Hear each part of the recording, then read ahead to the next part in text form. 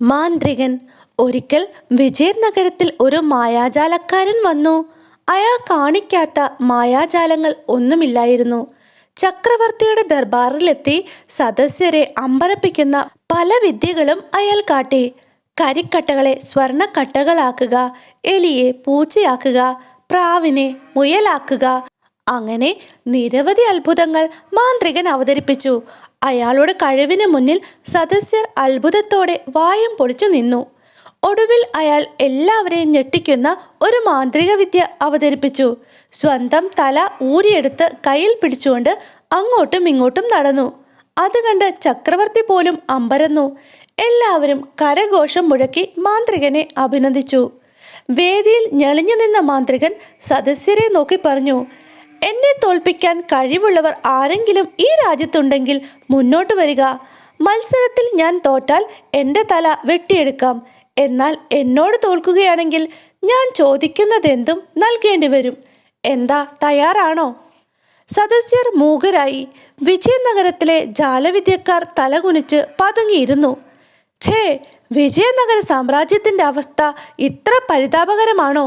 മാന്ത്രികൻ പരിഹസിച്ച് ചിരിച്ചു.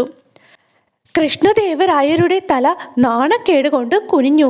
അദ്ദേഹം മന്ത്രിമാരെ നോക്കി. അവർ ചക്രവർത്തിയുടെ നോട്ടം നേരിടാനാവാതെ മുഖം തിരിച്ചു.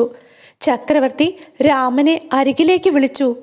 ഈ അപമാനത്തിൽ നിന്ന് നമ്മെയും നമ്മുടെ രാജ്യത്തെയും രക്ഷിച്ചാൽ രാമന് നാം 1000 സ്വർണ്ണ നാണയം തരാം. ചക്രവർത്തി പറഞ്ഞു. അടിയൻ ഒരു നിമിഷം ആലോചിച്ചോട്ടെ. തെന്നാലി രാമൻ കുറച്ചു നേരം കണ്ണടച്ച് ആലോചിച്ചു. ചക്രവർത്തി ആകാംക്ഷയോടെ തെന്നാലി രാമനെ നോക്കിയിരുന്നു. പെട്ടെന്ന് രാമൻ ചാടി എഴുന്നേറ്റു. മാന്ത്രിക, അങ്ങയുടെ വെല്ലുവിളി ഞാൻ സ്വീകരിച്ചിരിക്കുന്നു. സദസ്യർ തരിച്ചിരുന്നു. തെന്നാലി രാമന് മായാജാലങ്ങളൊന്നും അറിയില്ലെന്ന് എല്ലാവർക്കും അറിയാം.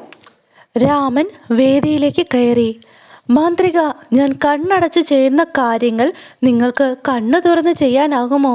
രാമൻ ചോദിച്ചു. നിങ്ങൾ കണ്ണടച്ച് ചെയ്യുന്നത് ഞാൻ കണ്ണു തുറന്ന് ചെയ്യണമെന്നോ? എത്ര നിസാരം! കാണിക്കൂ, ഞാൻ ചെയ്യാം. മാന്ത്രികൻ പൊട്ടിച്ചിരിയോടെ സമ്മതിച്ചു. മുളകുപൊടി കൊണ്ടുവരട്ടെ, രാമൻ കൽപ്പിച്ചു. മുളകുപൊടി എത്തി. രാമൻ തൻ്റെ 2 കണ്ണുകളും അടച്ചു പിടിച്ചു. ഓരോ പിടി മുളകുപൊടി വാരി 2 കണ്ണിനും മുകളിലിട്ടു. കുറേ നേരം അങ്ങനെ നിന്നു. അതിനുശേഷം മുളകുപൊടി തട്ടിക്കളഞ്ഞ് മുഖം കഴുകി. ഞാനീ ചെയ്തത് ഒന്ന് കണ്ണു തുറന്നു ചെയ്യൂ. മാന്ത്രികൻ ഞെട്ടിപ്പോയി. കണ്ണിൽ മുളകുപൊടി ഇടുകയോ? അയ്യോ, എനിക്കിത് ചെയ്യാനാവില്ല. മാന്ത്രികൻ മുട്ടുമടക്കി. എനിക്ക് നിങ്ങളുടെ തലയൊന്നും വേണ്ട. അഹങ്കാരം കാണിക്കാതെ ഈ രാജ്യം വിട്ടുപോയാൽ മതി. മാന്ത്രികൻ പിന്നെ അവിടെ നിന്നില്ല. സദസ്യർ രാമന്റെ ബുദ്ധിയെ പുകഴ്ത്തി.